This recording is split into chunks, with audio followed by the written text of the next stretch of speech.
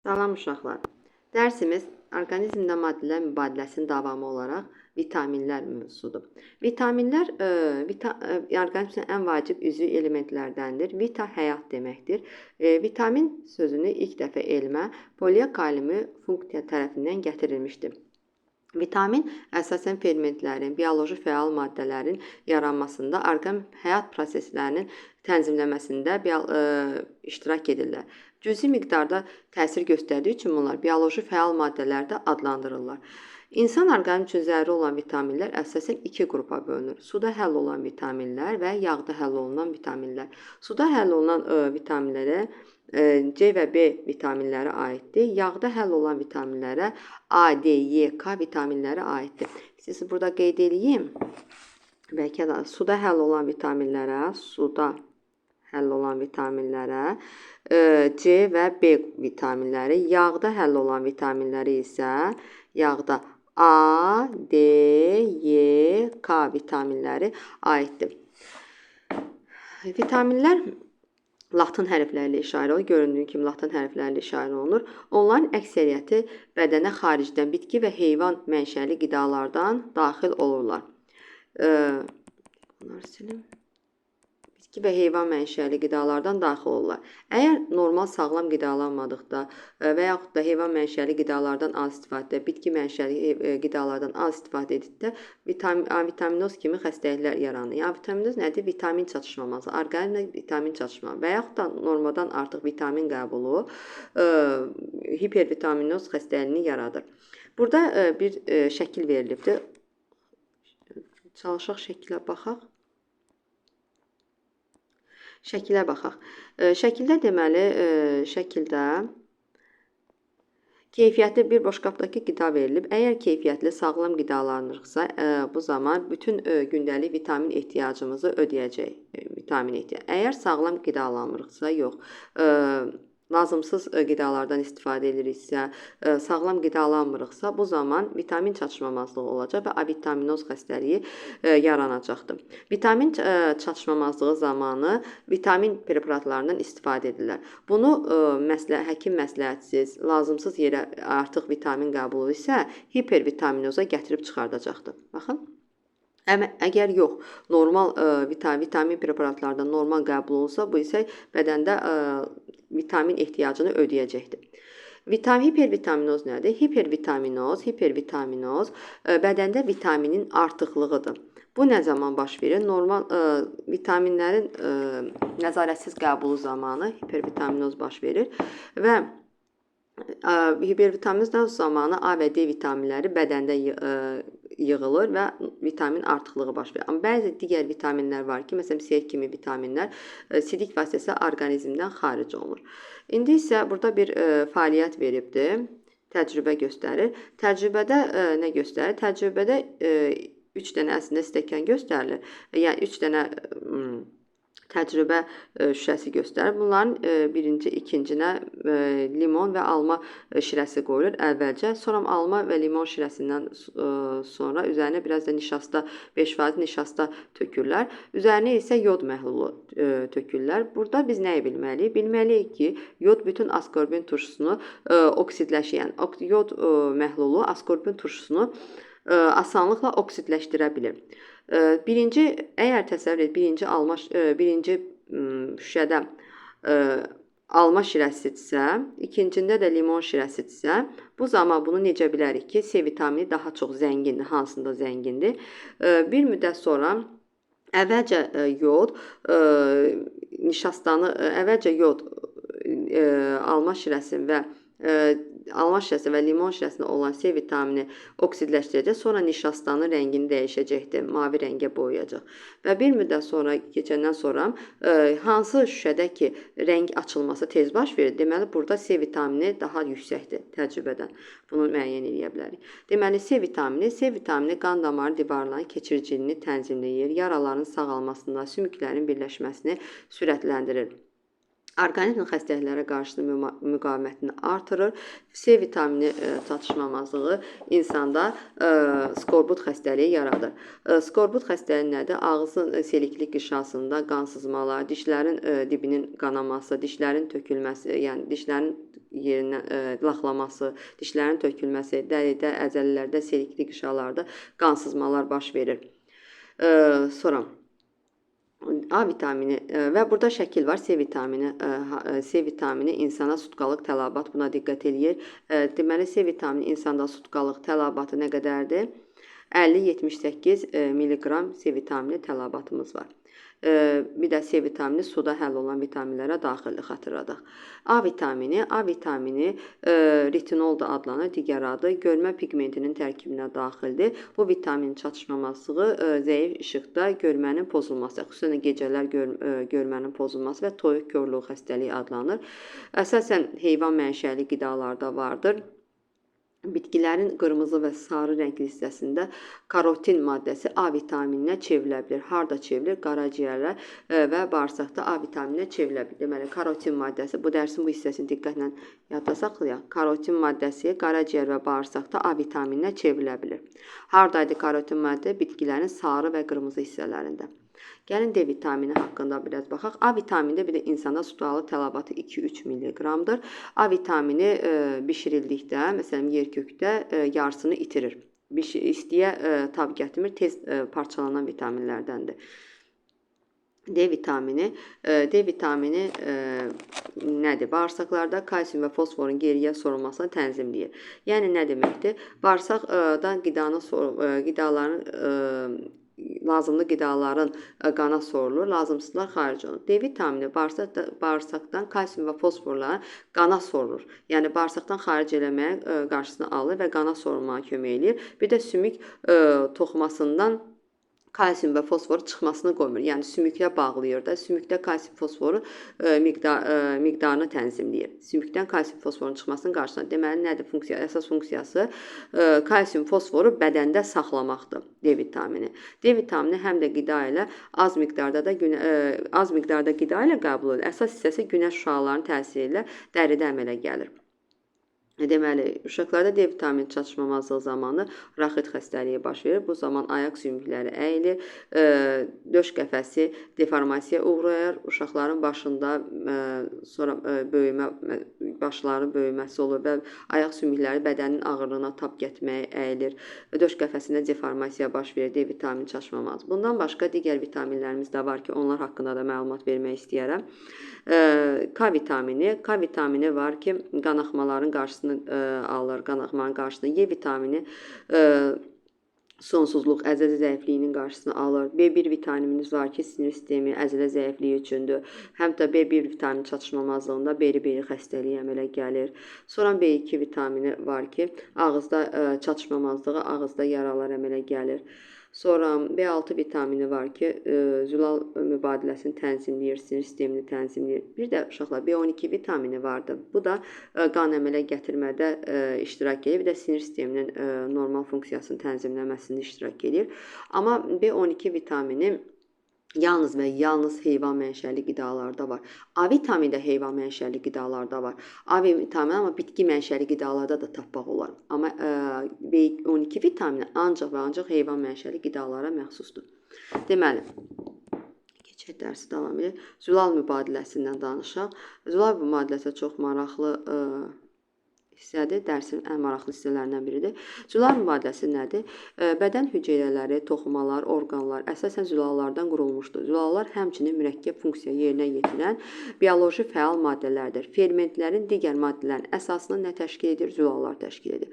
Deməli, mən həmişə dərslərdə də deyirəm uşaqlara, fermentlərin əsas hissəsi zülallardan ibarətdir və bəzi hormonların da tərkibində zülallar vardır. Məsələn, əksər fermentlərdə dedik zülallar var. Məsələn, insulin fermenti, insulin hormonu. Məsələn, insulin hormonu zülal mənşəlidir, zülallardan ibarətdir. Və yaxud da ki, bir sıra fermentlərdə də, məsələn, bir sıra fermentlərdə də zülallarımız var. Deməli, zülal Orqanizm qida maddələri ilə daxil olan zülallar həzm sistemində amin turşularını parçalayaraq qan vasitəsilə bədənin müxtəlif hissələrinə aparılır. Deməli, zülallar nə idi? Hansı qidalarda var? Ət qidalarında, biz ətlə qidalananda, yumurta qidalananda və bir sıra qidalar zülallarla zəngindirlər. Məsələn, paxlalı bitkilər zülallarla zəngindirlər. Biz bu zülal mənşəli qidalarla qidalananda həzm sistemimizdə, yəni bunu ağız boşluğu, həzm sistemi orqanlarımızı xatırladıq. Ağız boşluğu, udulaq, qida borusu, mədədə. Həzm sistemi mədədə əsasən zülalların həzmi mədədən başlayır və mədədə zülallar ilkin həzmə gedir. Sonra bağırsaqlarda davam edir. Bağırsaqlarda da sorulma baş verir. Zülallar parçalananda nə əmələ gətirdi? Amin turşularına qədər parçalanırdı. Və bu amin turşu bağırsaqlardan sorulurdu. Qana sorulurdu və bunun vasitəsilə, qan vasitəsilə hüceyrə və toxumalara gətirilirdi. Hüceyrə və toxumalar bu amin turşudan özünə uyğun, hər bir orqanizmin özünə lazım olan uyğun şəkildə zülal sintez edirdi. Amma bəzi zülallar da vardı ki, onları orqanizm özü sintez edə bilmir. Xaricdən qəbul olunmalıdır o zülallar. Gəlin dərsin bu hissəsini oxuyaq yenə də. Orqanizm qida maddələri daxil olanlar həzm sistemində amin turşulara parçalanaraq qan vasitəsilə bədənin müxtəlif hissələrinə aparılır. Onlardan hüceyrədə orqanizm üçün zəruri olan zülallar yaranır. Bayaq dediyimiz hissələrdir bunlar. Yəni yediyimiz qidaların zülal mənşəli qidalardan söhbət gedir. Neyniyəcək? Həzm sistemi orqanlarımızda, mədə və bağırsaqlarımızda həzm olunub amin turşularına çevriləcək. Amin turşuları da bağırsaq xovlarından qan damarlarına süzüləcək və qan damarlarıyla orqanizmə paylanacaq hüceyrələrə və toxumalara. Lakin elə amin turşuları var ki, insan orqanizmi sintez edə bilmədiyi üçün yalnız qida ilə bədənə daxil olur. Yəni bu amin turşularından yeni zülallar orqanizmdə sintez olunur. Amma bəzi zülallar, məsələn, amin turşuları da var ki, onlar orqanizm özü sintez edə bilmir, xaricdən daxil olmalıdır onlar. Belə bunlar əvəz olunmuş amin turşuları heyvan mənşəli qida məhsullarına daha çox olur və daha yaxşı həzm olunur heyvan mənşəli. Ona görə də heyvan mənşəli qidalar bizim üçün ən dəyərli qidalardan hesab olunur. Uşaqlar, burada zülallar haqqında bir sxem verilib, ona da nəzər salaq. Görürük ki, şəkildə görürük ki, qida ilə daxil olan zülaldır. Zülallar nəyə parçalanır? Biz dedik, həzm orqanlarımıza amin turşularına parçalanır. Amin turşularda hüceyrələrdə istifadə olunandan sonra son məhsulları parçalanan amin turşuları orqanizmə lazım olan zülallar əmələ gətirəndən sonra təzədən onlar yenidən parçalanır. Maddələr mübadiləsi zamanı zülallar parçalanır. Parçalananda amonyak, su və karbon qazına qədər parçalanır. Uşaqlar, bu amonyak orqanizmdən necə xaric olunur? Amonyak gəlir qaraciyərimizdə, məsələn, amonyak qaraciyərimizdə sidik cövhərinə çevrilir və bu sidik cövhəri orqanizmdən böyrəklər vasitəsilə xaric olunur. Deməli, amonyak orqanizmdən böyrək vasitəsilə xaric olundu. Qalan su da böyrək vasitəsilə xaric olundu. Qalan karbon qazı isə ağciyərlərlə orqanizmdən xaric olundu. Bura qədər yadda qaldı. Sonra zülallardan danışdıq, keçək. Buranı təmizləyim. Keçək karbohidrat mübadiləsi. Karbohidratlar nədir? Orqanizm üçün necə lazımdır? Karbohidratlar, bir də zülalı parçalananda 1 qram, xatırladım, 17,6 kilojol 1 qram zülalın parçalanması zamanı 17,6 kilojol enerji lazımdır və İnsanın sutkalıq tələbatı isə 100-150 qram. Bu hissələri əzbər öyrənin, çünki məsələ həllərində bizim üçün lazım olacaqdır. Sonra, indi isə karbohidrat mübadiləsinə keçək. Karbohidrat mübadiləsi. Deməli, karbohidratlar da orqanizmin əsas enerji mənbələrindəndir. Orqanizmə ümumi ehtiyac olan enerjinin 58%-nə qədərini karbohidratlar ödəyir. Bu da əsas hissələrindən biridir. 58% enerjinin ödənilməsi əsas hissədir karbohidratlar üçün. Və buna görə də onlar daimi qida ilə orqanizmə daimi qəbul edilir. Karbohidratlar nə idi? Onlar şəkərlər idi. Məsələn, un məmulatları, xamır məmulatları, bunlar hamısı karbohidratlara daxildir. Şəkər idi, şəkərlər hamısı sadə karbohidratlara, sadə şəkərlər və mürəkkəb quruluşu karbohidratların parçalanması zamanı sadə şəkərlər, xüsusən qlükoza əmələ gəlir. Qlükoza qan vasitəsilə bütün bədənə aparılır. Yadınıza düşürsə, əvvəlki dərslərimizdə biz mürəkkəb quruluşu karbohidratlardan sadə karbohidrat, nişasta məsələn parçalanır. Nəyi parçalanır? Sonda şəkərlər əmələ gətirir. Maltoza yenə də şəkər sonda parçalanması zamanı hamısı şəkərləri əmələ gətirdi. Deməli, qanda qlükozanın miqdarı daimi 0,8-0,12 mq təşkil edir. Onun artıq qalan hissəsi qaraciyər və əzəllərdə qlikogenə çevrilirdi. İndi əgər orqanizmdə karbohidrat pozuntusu mübadiləsi pozuntusu baş verərsə, bu zaman hiperqlikomiya, hipoqlikomiya və xəstəliklər baş verərdi. Hiperqlikomiya nədir? Qanda qlikozanın düzgün istifadə edilməməsidir. Yəni qanda qlikozanın artıqlığı əmələ düzgün paylana bilmir. Hipoqlikomiya isə qlikozanın qanda aşağı olmasıdır. Bu zaman yorğunluq, baş gicəllənmə baş verir.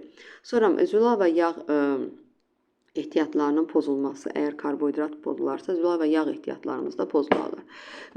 Bundan sonra bizim qanda insulin var, insulin hormonu vardır ki, insulin hormonu toxuma və hüceyrələrdə insulin hormonu toxuma və hüceyrələrdə qlikozanı, yəni şəkəri qlikogenə çevrilir və bizə glikogen əgər bədəndə şəkər çatışmamazlığı baş verərsə, glikagon hormonu isə glikogeni şəkərə təzədən çevrilir, glikozaya çevrilir.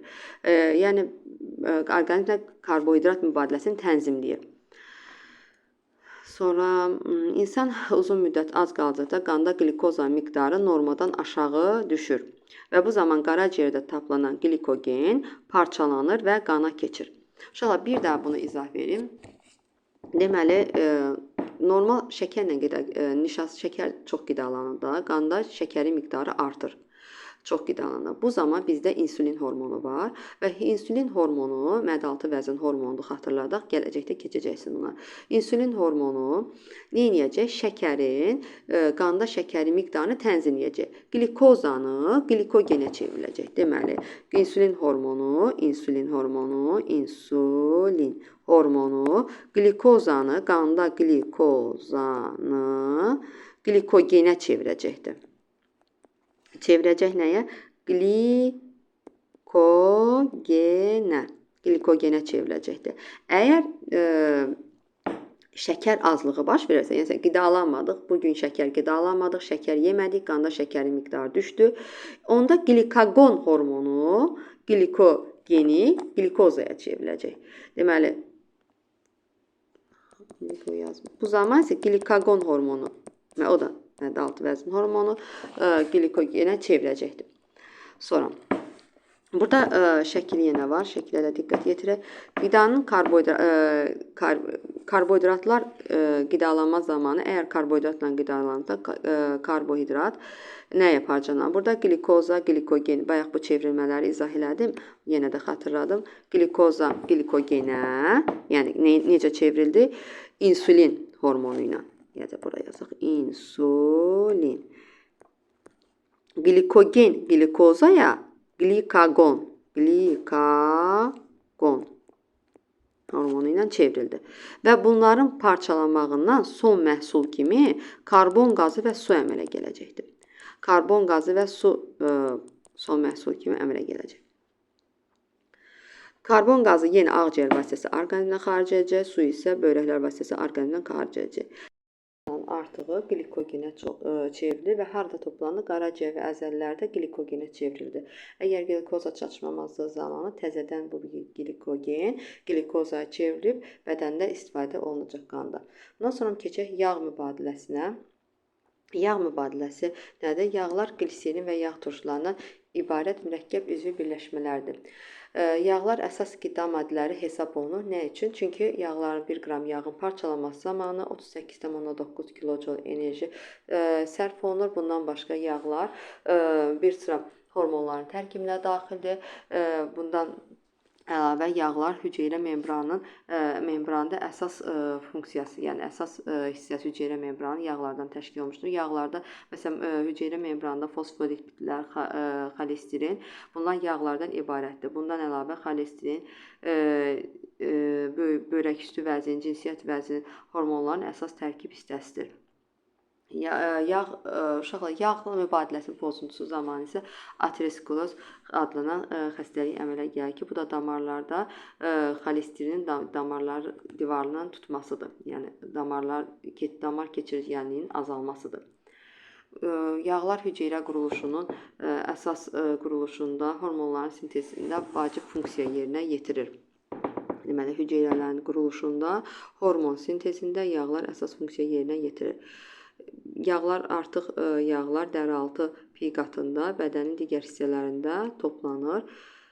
Bədənə lazım olan yağlar bağırsaq xovlarında olan fermentlərin iştirakı sintez edilir və limfaya sorulur. Uşaqlar, əvvəlcə biz yediyimiz, qidalandırdığımız yağlar bağırsaqlarımızda parçalanır və bağırsaq gliserin və yağ turşularına parçalanır. Bağırsaq xovları bu gliserin və yağ turşularından orqanizmə uyğun yeni yağlar sintez edir. Və bu yeni yağlar orqanizmdə bağırsaq xovlarının limfaya və qan damarlarına, limfaya keçir, oradan da qan damarlarına keçir və orqanizmi qidalandırır. Bundan sonra yağların parçalanma məhsulları yenə karbon qazı və suya qədər parçalanır. Bu zaman karbon qazı ağciyərlərlə xaric olunur, su böyrəklərlə, dəri vasitəsilə orqanizmdən kənarlaşdırılır. Dərsimiz bu qədər. İndi isə dərsdə sondakı çalışmalara baxaq. Deməli, öyrəndiklərinizi tətbiq edin hissəsində burada zülallar amin turşulara parçalanır. Yəni birincinə amin turşularına parçalanır deyə bilərik. Amin turşularına, yağlar gliserin və yağ turşularına. Sonra karbohidratlar orqanizmin əsas enerji mənbəyidir. Kalsium duzları sümüklərin böyüməsində iştirak edir. Dəmir eritrositlərin tərkib hissəsidir. A vitamini görmə pigmentinin tərkibinə daxildir. Bu çalışmamızı belə həll elədik. İkinci öyrəndiklərinizi yoxlayın hissəsində.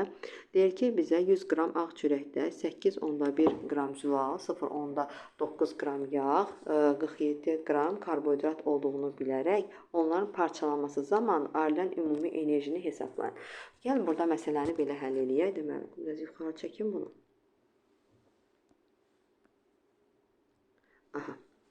Məsələni belə həll eləyə bilərik. Deməli, biz bilirik ki, əvvəlcə zülal 8,1 qram zülal parçalananda nə qədər kilojol enerji ayrılır? 17,6 kilojol. 8,1 qramı vuracam 17,6-ya bərabərdir. Burada hardasa 142,56 olacaqdır.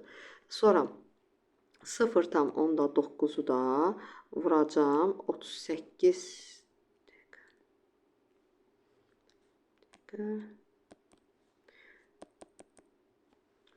0,9'u da vuracam 38,9'a 1 qram yağın parçalanması 38,9'a əmələ gələcək 35,1.